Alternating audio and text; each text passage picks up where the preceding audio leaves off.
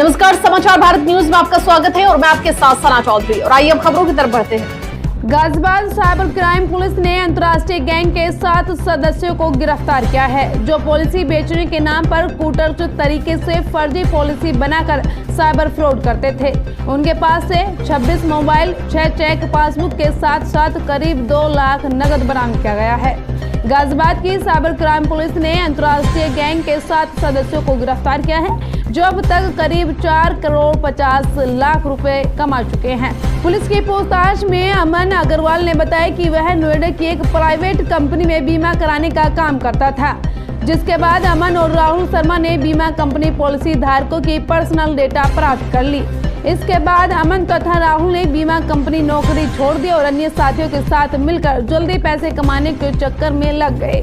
ये लोग फर्जी सिम कार्ड लेकर बीमा पॉलिसी धारकों को बीमा पॉलिसी में अधिक लाभ दिखाकर अपने झांसे में फंसा लिया करते थे, क्योंकि उनके पास पॉलिसी धारकों की पुरानी बीमा पॉलिसी का पूरा डेटा मौजूद रहता था, जिससे इन लोगों पर किसी को शक भी नहीं होता था। पॉलिसी धारकों की नई पॉलिसी कराने की सलाह देते थे तथा पॉलिसी धारकों से पैसे ट्रांसफर कराने के लिए बैंक अकाउंट के डेटा देते थे और उन खातों में पैसे ट्रांसफर करा दिया करते थे।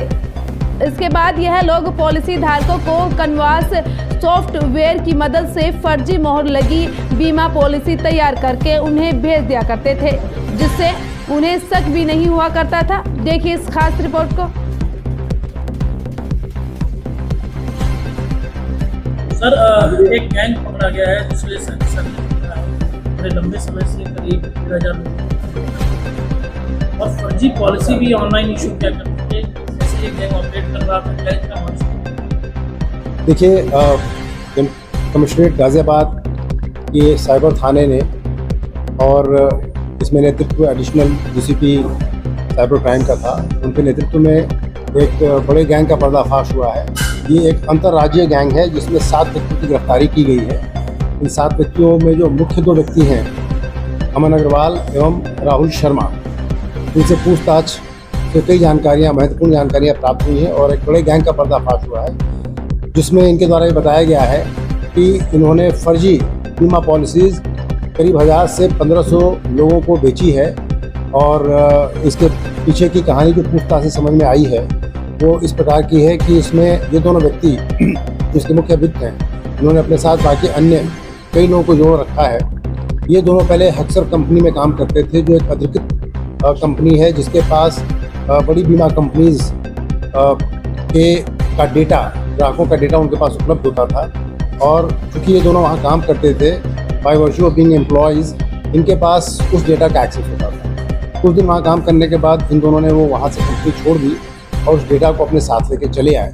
और उसके बाद इनके दिमाग में ये योजना बनी और उन्होंने कई जगह से प्री एक्टिवेटेड सिम कार्ड फर्जी आईडीज़ पे दिए, कुछ पुराने मोबाइल फ़ोन्स इधर उधर से खरीदे और उसके बाद इन लोगों ने पुराने ग्राहकों को फ़ोन करके उनकी पॉलिसी को रिन्यू करने के बहाने या उनकी पॉलिसीज़ में एक्स्ट्रा बेनिफिट्स देने के बहाने उनको फ़ोन करके उनको बरगलाया और उनसे कुछ म्यूल अकाउंट्स में पैसे जमा कराने शुरू किए। तो जो म्यूल अकाउंट्स में जब पैसे जमा होते थे तो उसके लिए उन्होंने एक कैनवा ऐप की मदद से एक इस तरह की फर्जी रसीद बनाई, जो देखने में बहुत ऑथेंटिक लगती है।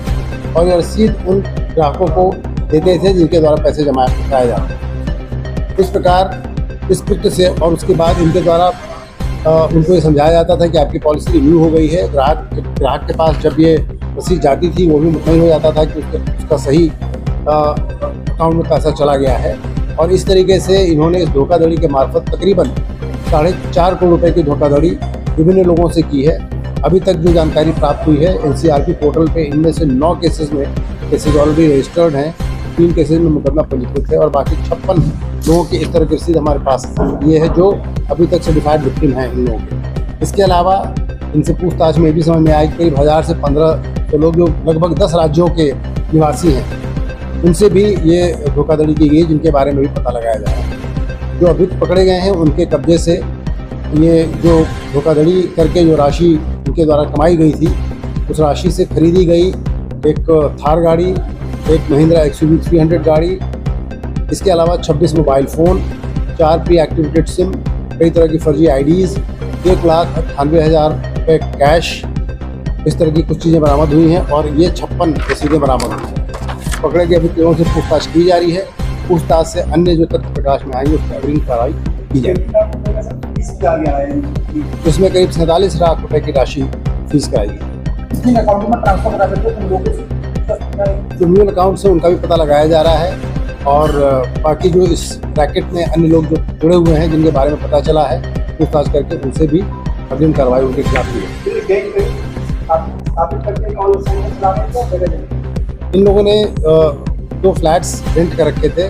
कुछ कार्रवाई इनके द्वारा वहाँ से की जाती थी, बाकी अपनी गाड़ियों में भी बैठ करके ये कॉल करते थे। ऐसा